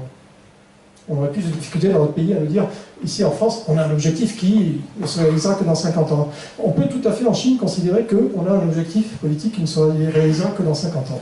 Et cet objectif, ça pourrait être celui-ci. C'est-à-dire la réalisation de cette appropriation ou cette mise en place de l'influence, voire de la souveraineté directe de la Chine sur les espaces maritimes, c'est-à-dire une reconnaissance qui ne passe pas forcément par le conflit. Ce que cherche la Chine, c'est à ce qu'on reconnaisse sa souveraineté sur ces espaces. Mais elle ne cherche pas forcément à écarter de ces espaces tout autre acteur.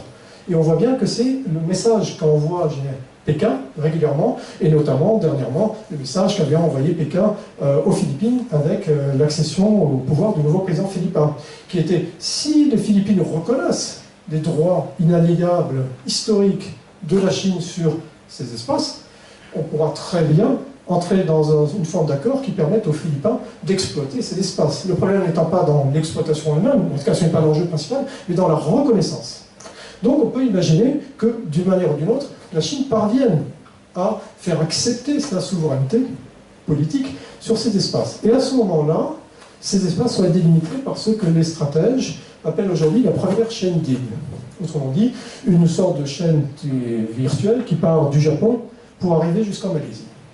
Ça représente les eaux territoriales en quelque sorte. Et puis derrière, le fameux glacis dont je parlais tout à l'heure, il serait représenté par la deuxième chaîne d'îles et finalement, du point de vue stratégique chinois, marquerait les limites entre l'influence des États-Unis, puissance maritime que les Chinois ne contestent nullement. Ils ne contestent pas du tout le fait que les États-Unis soient une puissance maritime de premier ordre. Ce qu'ils cherchent, c'est à imposer leur espace d'influence, eux aussi, sur l'espace maritime. Donc, on a là la représentation, littéralement, du projet qui pourrait être le projet stratégique, géostratégique chinois. Et puis, pour finir, le contexte est le suivant, il est difficile. Parce qu'entre le projet et la réalité, il y a ça. Et ça signifie que si les Chinois entrent dans une stratégie, ou une dynamique stratégique qui conduit les Américains à considérer que leurs intérêts sont menacés dans la région. Intérêts économiques, intérêts stratégiques, intérêts géopolitiques. En tout cas, si les Américains ont cette vision, les Américains ont commencé depuis la fin des années 2000 à considérer qu'il y avait une menace potentielle pour leurs intérêts du fait du développement de la Chine. Et ça a commencé sous la présidence Obama. Donc au cours de ces 2 mandats, le président Barack Obama a mis en place toute une stratégie lourde de la part des États-Unis visant à se réapproprier et à réinvestir cet espace dont ils s'étaient en partie retirés du fait de leur engagement au Moyen-Orient, ce qui expliquait pourquoi Obama indiquait que les États-Unis allaient se retirer d'Irak, se retirer d'Afghanistan, globalement, se retirer non pas totalement, mais retourner leur attention en direction de l'Asie-Pacifique. Parce que du point de vue des États-Unis, les enjeux importants dans les 50 prochaines années, c'est en Asie-Pacifique qui se situe. Et donc on a vu se mettre en place une stratégie très lourde qui a pour conséquence que d'ici quelques années, 50% de la flotte américaine, 60%, pardonnez-moi, les 2 tiers, est supposé être réinjecté, réinvesti dans l'espace Pacifique. Donc derrière, il y a une volonté, il y a la perception que les intérêts américains sont suffisamment bousculés pour que ça mérite ce réinvestissement. Alors, l'élection de Donald Trump, c'est encore trop tôt. Parce que je dirais 1 an, pour moi, c'est pas, en termes géopolitiques, ça ne me permet pas d'aller au-delà des anecdotes diverses et variées dont on ne voit pas les oreilles concernant Donald Trump. Donc, ce qu'on ne voit pas en géopolitique, c'est quelle est sa vision, ou quelle vision cette nouvelle administration va développer. Mais je serais étonné que, après cette période d'ajustement, la tendance lourde, qui est celle des États-Unis aujourd'hui, à considérer que leurs intérêts vitaux, à eux aussi, sont en Asie-Pacifique. Donc je serais étonné que cette réflexion-là ne reste pas sous-jacente dans la politique américaine. On verra dans l'année ou les 2 ans qui suivent. Et en tout cas, dans les faits, et j'en finirai là, ce qu'on voit, c'est que toutes ces petites pastilles bleues avec une étoile blanche représentent les bases américaines dans cette région. Les Américains sont extrêmement présents militairement en Asie, beaucoup plus même qu'on ne l'imagine. Et la crise nord-coréenne a notamment beaucoup inquiété la vie populaire de Chine, parce qu'elle pouvait signifier un engagement accru des États-Unis dans cette région. J'émets l'hypothèse, mais ça reste une hypothèse, que si elle avait eu lieu sous Barack Obama, elle aurait probablement eu cet effet-là. Elle ne semble pas avoir eu, au moins de manière directe, cet effet-là sous la présidence de Donald Trump. En tout cas, il n'empêche que les États-Unis sont extrêmement présents, et les pastilles rouges laisseraient entendre en fait qu'on a toutes sortes de bases chinoises. Non, on n'a pas de base chinoise. Il y a quelque chose qui s'appelle le collier de perles, c'est-à-dire un ensemble de ports où la marine chinoise possède des facilités, mais qui ne sont pas des bases chinoises. En revanche, en tant que Français, nous sommes intéressés par ce qui se passe, parce que la première base chinoise officielle a été ouverte il y a moins d'1 an, et elle a été ouverte dans un espace que nous considérions, nous, comme un peu notre précaré, stratégiquement, c'est-à-dire Djibouti. Donc aujourd'hui, à Djibouti, on a 3 bases militaires qui cohabitent. On a la base française, qui est la plus importante que nous ayons outre-mer. On a la base navale américaine, et on a la base navale chinoise, qui est une vraie base navale, qui est encore en construction, en développement, elle vient d'ouvrir, mais qui marque la première implantation militaire, navale, de la Chine, de son histoire, littéralement. Donc là aussi, c'est extrêmement intéressant. Alors, j'ai dépassé l'heure, désolé, je vais conclure. J'espère avoir été clair sur le fait que les questions qui se posent par rapport à la Chine sont les suivantes. Pourquoi la Chine, qui avait la possibilité, au fond, de devenir une superpuissance économique tout à fait pacifique par rapport à son environnement, a basculé, enfin a évolué vers la montée en puissance militaire, alors que, a priori, elle n'était pas menacée. Donc elle s'est mise à générer elle-même une menace, et elle s'est mise à porter un regard beaucoup plus aigu sur l'espace maritime environnant, et ce regard a été motivé par ses intérêts économiques, tout d'abord, mais du fait que les intérêts économiques chinois sont liés à ces intérêts sécuritaires, ou que les Chinois ont lié sécurité et économie, ça a provoqué des interactions de plus en plus importantes de la Chine avec d'abord les acteurs maritimes régionaux, c'est-à-dire toutes les puissances insulaires, ce sont toutes des puissances insulaires autour de la Chine, et ensuite avec un super acteur très présent également dans la région, qui sont les États-Unis d'Amérique. Et aujourd'hui, on est dans un processus qui semble mener vers, non pas une confrontation, mais au moins une rivalité de plus en plus signifiante, de plus en plus visible entre ces 2 acteurs, en se rappelant, et ce sera le mot de la fin, que ces 2 acteurs sont aussi extrêmement interdépendants du point de vue économique, ce qui permet aussi de limiter les discours qui sont parfois des discours très alarmistes, mais ni les États-Unis ni la République populaire de Chine n'ont a priori d'intérêt à entrer directement en conflit. Donc l'avenir nous dira ce qui va en être de cette rivalité. Je vous remercie.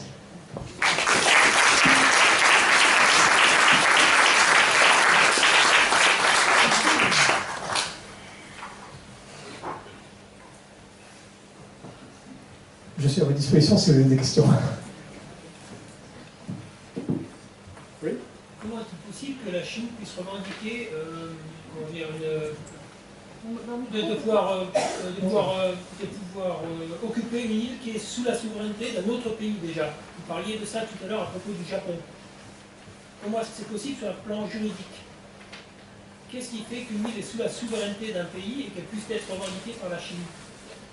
C'est possible si le pays considère comme illégitime la souveraineté de l'État sur cette île. Or, l'argumentation chinoise par rapport aux îles Senkaku, qui sont des toutes petites îles, est de dire la souveraineté du Japon, le fait qu'on ait rendu la souveraineté au Japon sur ces îles-là, puisqu'à l'issue de la Deuxième Guerre mondiale, les troupes japonaises se sont retirées de toutes les positions qu'elles avaient dans l'ensemble de l'Asie Sud-Est, mais également de Taïwan, et également de ces îles-là.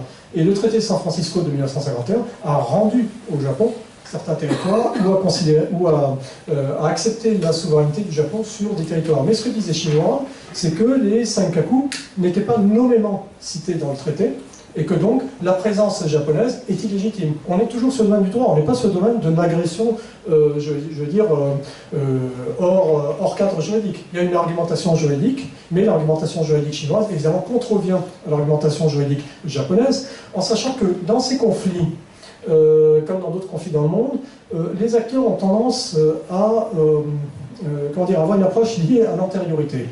C'est-à-dire, pour justifier les revendications, les acteurs essaient de mettre en avant des éléments liés à l'antériorité de leur présence. Et c'est ce que font par exemple la Chine et le Vietnam par rapport aux îles Paracel que j'ai évoquées tout à l'heure, ou aux îles Spratly, c'est un peu plus compliqué, pour expliquer que l'un ou l'autre exerçait une souveraineté il y a 2 ou 3 siècles, attestée par des documents, attestée par des cartes, qui étaient donc antérieures. Et en ce qui concerne le Japon, l'argumentation chinoise part du même principe, c'est-à-dire les Chinois mettent en avant le fait que ces îles étaient fréquentées par des pêcheurs chinois, relevées également de Taïwan, à l'époque où Taïwan avait été intégré dans l'Empire, à l'époque des Mandchous, et que donc ces éléments justifient la revendication chinoise sur ces îles-là, en sachant que Tokyo développe la même argumentation, mais en sens inverse. Vous le savez sans doute, les Philippines ont interpellé la Cour permanente d'arbitrage des Nations Unies sur cette question-là, par rapport aux revendications chinoises sur un archipel qui se trouve au large des Philippines, donc qui rentre dans la revendication globale que les Chinois développent sur cette mer de Chine méridionale.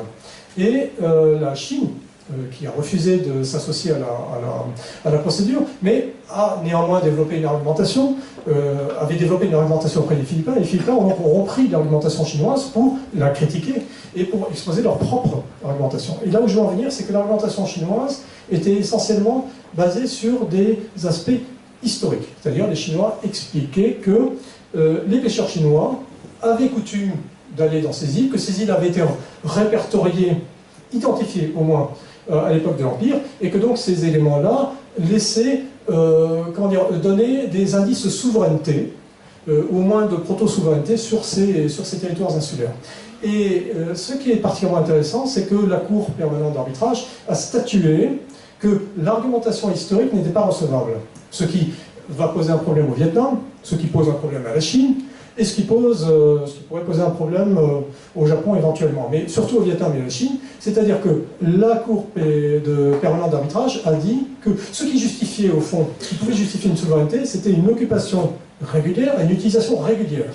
Et que le fait que les pêcheurs philippins aient régulièrement accédé à ces îles et que les Philippines puissent prouver que depuis 50 ans, de manière continue, les pêcheurs philippins utilisaient ces îles, exploitaient les ressources halieutiques, suffisait à valider ou à légitimer la demande des Philippines. Donc, pour revenir à votre question et conclure, il n'y a pas de... Ce n'est pas... ce n'est pas un pays qui s'en prend au territoire d'un autre de manière gratuite. C'est un pays qui conteste la souveraineté qu'a un autre. C'est un peu le problème de la Crimée, si vous voulez, sur un autre endroit. Justement, quelle est la position de la Russie là-dedans? Est-ce que la Russie a une position, une contestation? La Russie n'a aucun intérêt stratégique quelconque dans cette région du monde. En revanche, ce qu'on constate, c'est qu'il y a une volonté depuis quelques années de la Russie d'être plus présente sur les espaces maritimes, avec les moyens relativement, pour le moment, faibles, qui sont ceux de la marine russe, mais il y a un intérêt, en tout cas de ce point de vue-là, de la part de la Russie. Il y a aussi, je pense, une vision russe, mais je ne peux pas l'étayer, je veux juste la supposer, ou avoir l'intuition, que la Russie se place probablement dans une perspective qui est aussi de rivalité avec les États-Unis. Les Russes ont aussi une rivalité potentielle avec la Chine, mais les enjeux de la rivalité potentielle avec la Chine sont pour le moment moins prégnants que ceux de la rivalité qui oppose la Russie avec la Chine, et qu'on voit se développer au niveau du Moyen-Orient. Et là-dessus, on a bien vu que la Syrie a été un théâtre ou un espace, un territoire sur lequel cette rivalité s'était exprimée, plutôt au bénéfice de la Russie, au moins en tout cas aujourd'hui. Et ce que j'ai pu constater, c'est que la marine russe effectuait des tournées régulières en mer de Chine méridionale, que les Russes avaient demandé aux Vietnamiens s'il était possible pour les navires de la marine russe de faire relâche dans les ports dédiés au Vietnam. Donc il y a un regard de la Russie sur cette région-là, mais la marine russe, au moins la marine du Pacifique, est située beaucoup plus au nord, au niveau de Vladivostok, et on n'est pas là dans un espace qui est directement un espace dans lequel évolue cette marine russe. Et quand le Sud-Vietnam a perdu la guerre, donc le Nord-Vietnam a envahi le Sud, et que le Vietnam a été réuni en 1975, et que le Vietnam a été réunifié en 1976, devenant donc sur l'ensemble de son territoire la République socialiste du Vietnam. Dans un contexte où les relations avec la Chine s'étaient dégradées considérablement tout au long de la décennie 1970, les Vietnamiens s'étaient rapprochés de Moscou. Donc on avait une proximité forte entre Moscou et Hanoï.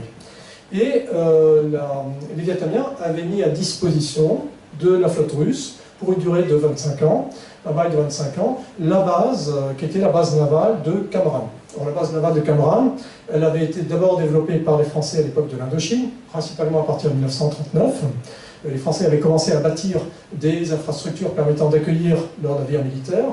Ensuite, c'était devenu une base très importante à l'époque de la guerre du Vietnam, donc de 1965 à 1975, enfin 73 pour l'engagement américain, 72, parce que c'était là que se faisait relâche l'essentiel de la flotte américaine qui intervenait dans le cadre, enfin de l'aéronavale américaine qui intervenait dans le cadre du bombardement sur le Nord-Vietnam, et dans le cadre de la guerre du Vietnam de manière générale.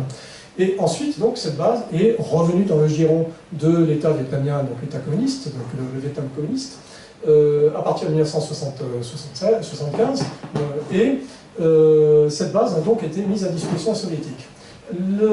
La roue tournant, l'URSS s'est effondrée, a implosé, et la Russie s'est retrouvée l'héritière de cette base, et donc les navires de la marine russe y sont demeurés. Mais quand la Russie a voulu renouveler son bail, les exigences vietnamiennes financières ont été jugées tout à fait déraisonnables. C'est-à-dire que les Vietnamiens ont demandé, si la mémoire est bonne, de l'ordre de 200 millions de dollars. Donc Moscou a donné une fin de non-recevoir et n'a pas renouvelé le bail et la présence de la marine russe. Décision que peut-être aujourd'hui les Russes regrettent, d'où les demandes qu'ils ont introduites auprès des autorités vietnamiennes. Alors, sachez que les Américains, eux, sont extrêmement intéressés par la base de Cam Ranh, c'est eux qui l'ont de toute façon largement développée, et il y a eu régulièrement des demandes qui ont été présentées auprès des Vietnamiens pour qu'on puisse trouver un accord pour que la marine américaine puisse de nouveau faire relâche au niveau de cette base et peut-être qu'une partie de cette base puisse être réaffectée à l'armée américaine. Pour le moment, on n'est pas dans cette logique-là, mais clairement, les Vietnamiens ont besoin des Américains. Et ils ont besoin des Américains parce que dans le contexte que j'ai évoqué tout à l'heure, d'asymétrie avec la Chine, ils ont besoin d'avoir un acteur qui est beaucoup plus puissant et qui soit en mesure de les appuyer dans leur positionnement. Alors, le Vietnam, j'en parlerai, est dans une position délicate, parce qu'il doit tenir compte de la Chine. Le Vietnam n'est pas en guerre avec la Chine. Il doit tenir compte aussi de l'équilibre avec les Américains et tenir compte des pressions américaines par rapport à cette base-là. En sachant que, encore une fois, l'élection de Donald Trump et le fait que pour le moment, les États-Unis sont en réflexion stratégique, mais je vous l'ai dit, très vite, ils vont regarder de nouveau du côté du Pacifique, parce qu'ils ont des intérêts majeurs dans cette région. Mais pour le moment, on est dans une période un petit peu trouble, un petit peu, en tout cas, où il y a une moindre pression sur les Vietnamiens sur cette question-là. Mais c'est extrêmement important, oui, effectivement. Je sais pas s'il y a d'autres questions. Oui? Vous avez expliqué tout à l'heure que la Chine avait décidé d'une manière un petit peu unilatérale de ses frontières en termes de territoire maritime. Quelle est la reconnaissance à l'international de ces limites? Il n'y en a pas. Il n'y a pas de reconnaissance internationale, mais ce que je pense, c'est que ce n'est pas ce que recherche la Chine. La Chine a d'abord établi un corpus juridique interne, c'est-à-dire du point de vue du droit chinois, on est là sur des eaux qui sont considérées comme une prolongation du territoire. Et à partir de là, ce que je pense que les Chinois sont aussi comment dire, dans une hypothèse de négociation, donc le curseur a été mis extrêmement haut. Et donc, si négociation il y aura donc d'autant plus matière à négociation, et toutes les personnes qui ici sont dans le domaine commercial, je pense, savent que on peut négocier sur cette base-là, c'est-à-dire en mettant des exigences très élevées et ensuite en se donnant une marge de manœuvre. Donc ça marche dans le domaine politique aussi. Mais il n'y a pas que ça. Ce serait vraiment méconnaître, je pense, la Chine que de considérer qu'on est là simplement dans une approche qui est, je dirais, de négociation et marchand de tapis. Il y a la volonté de la part de la Chine de faire que ce que les Chinois appellent le siècle d'illumination, c'est-à-dire cette partie qui va en gros du milieu du XIXe siècle au milieu du XXe siècle, ne se renouvelle jamais. Et que les Chinois ont parfaitement compris que ce que l'Empire avait fait, comme erreur, c'était de totalement négliger l'espace maritime. Et qu'une telle erreur ne se reproduirait pas.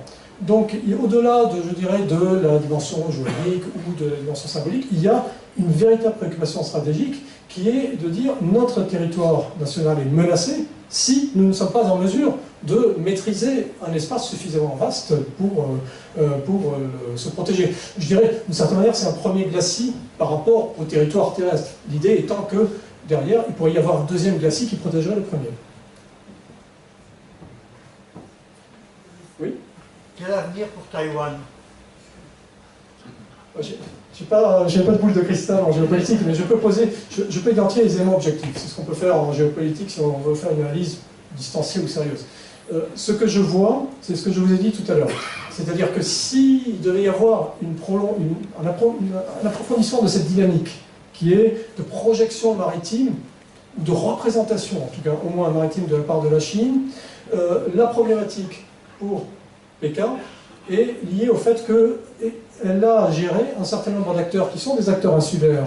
Il est toujours compliqué de gérer des acteurs insulaires qui lui sont défavorables, mais qu'il y a un acteur sur lequel les Chinois peuvent légitimer leurs revendications. C'est Taïwan. Du point de vue de Pékin, Taïwan, c'est la Chine. Alors, c'est deux Chines, ou une Chine, deux systèmes, peu importe, mais c'est la Chine.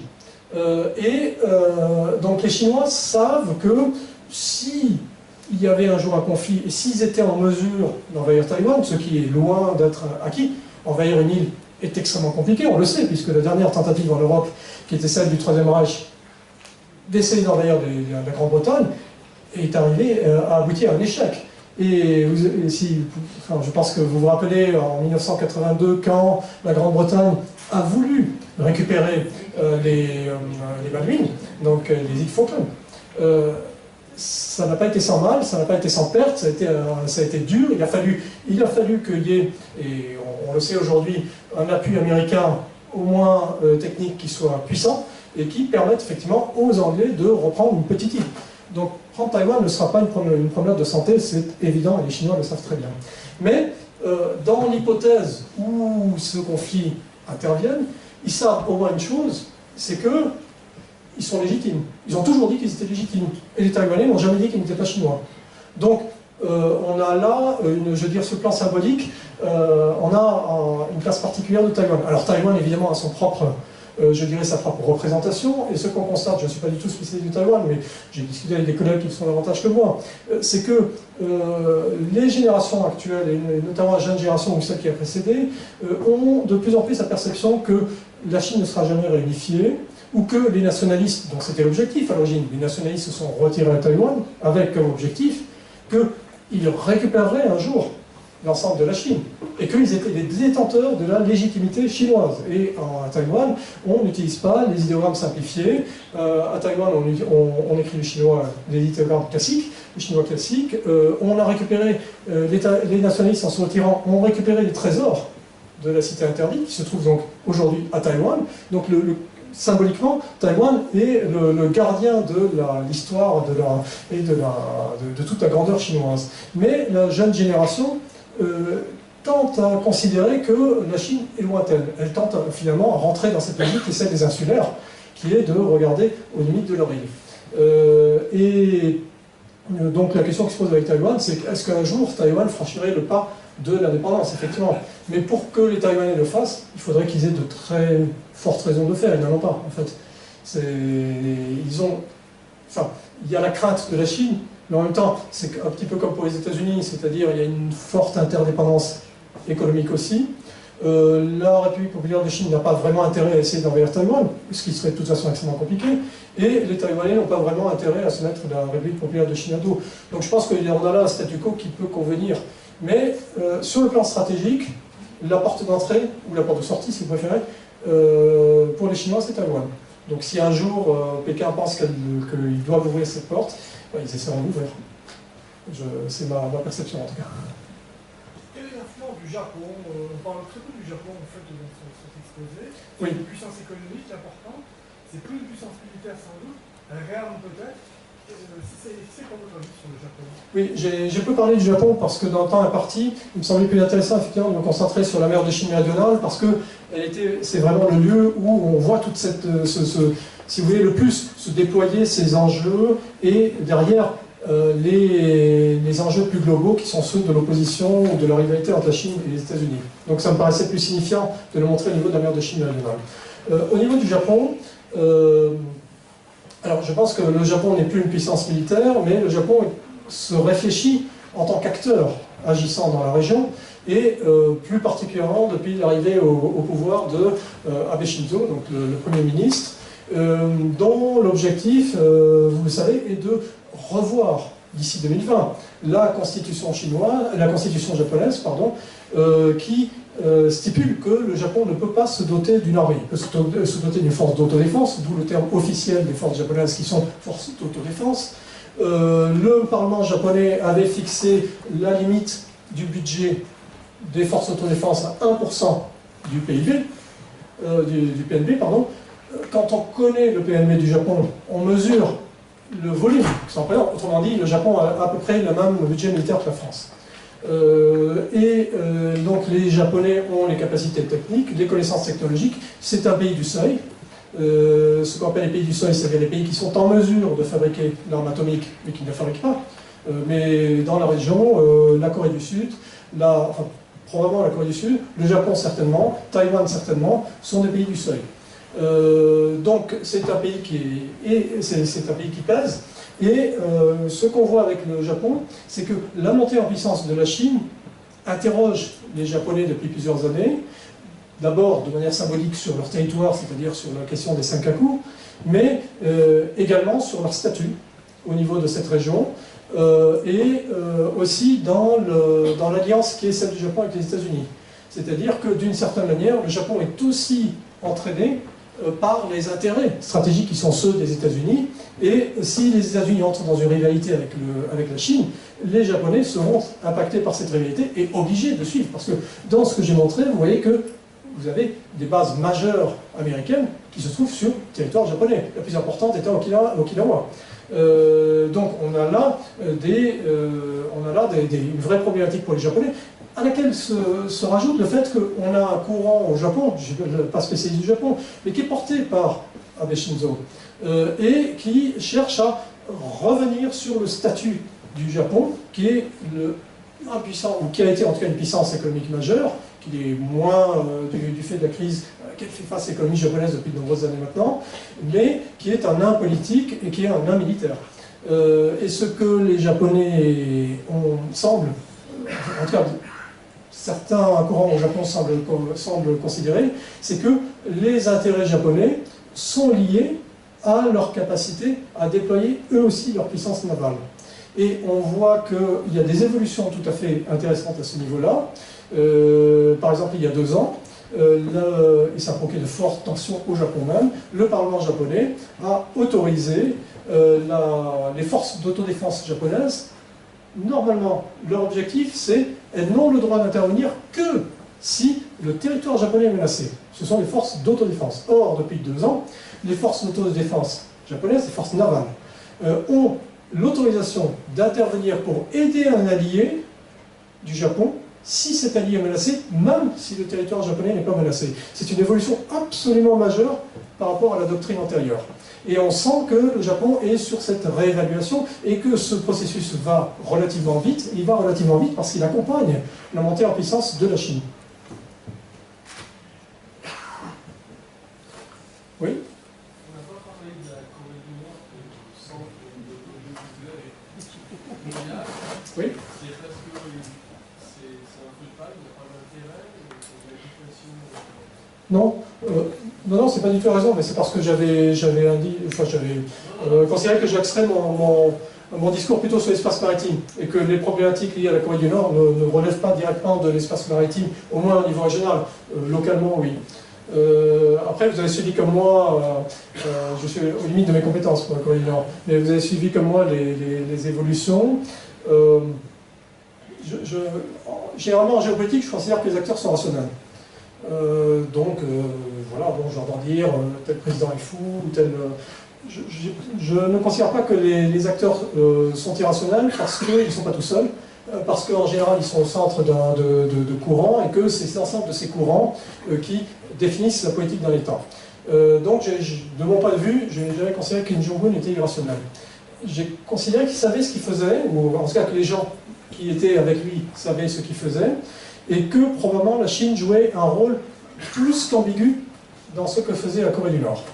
Et la suite semble donner raison à cette approche-là, puisqu'on voit qu'effectivement Kim Jong-un, la Corée du Nord, a imposé, littéralement imposé, comme les Russes ont imposé leur réappropriation de la Crimée au territoire russe, Kim Jong-un a imposé à la communauté internationale et aux États-Unis, dont le discours, je vous renvoie à 5-6 ans, était si un jour la Corée a l'arme nucléaire, ce sera une réaction immédiate de notre part. Il n'y a aucune réaction.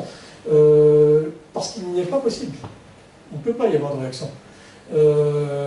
Et il ne peut pas y avoir de réaction parce que faire ? Envahir la Corée du Nord, bombarder la Corée du Nord, forcer la Chine à faire quelque chose contre la Corée du Nord, toutes ces hypothèses-là ont abouti à un échec. Ce que veut la Corée du Nord l'a dit. Elle l'a dit dès l'origine. Ce qu'ont dit les Nord-Coréens, ils ont dit on ne veut plus faire l'objet de sanctions et on veut pouvoir discuter directement avec les États-Unis. Ça a toujours été l'exigence des Nord-Coréens. Et les États-Unis ont toujours refusé d'entrer dans des négociations bilatérales avec la Corée du Nord. Donc je dirais la crispation a porté à l'origine sur ce contexte-là. Et ce qui semble se dessiner là, c'est pour moi, une forme de victoire politique de la part de la Corée du Nord, qui du coup lâche du lest. Vous l'avez appris comme moi aujourd'hui, la Corée du Nord et la Corée du Sud seraient presque les meilleurs amis du monde, on serait à peine étonné. Ils vont former une équipe commune pour les Jeux Olympiques d'hiver, c'est formidable. C'était inimaginable, surtout, il y a 6 mois, il y a 3 mois. Donald Trump a expliqué que, de nouveau, il serait susceptible un jour peut-être de discuter avec Kim Jong-un. La Corée du Nord est une problématique très particulière, mais si je la lie à la Chine, très clairement, les Nord-Coréens, au moins en partie, n'ont pu mener leur politique que parce qu'ils disposaient au moins d'un soutien indirect de la part de la République populaire de Chine.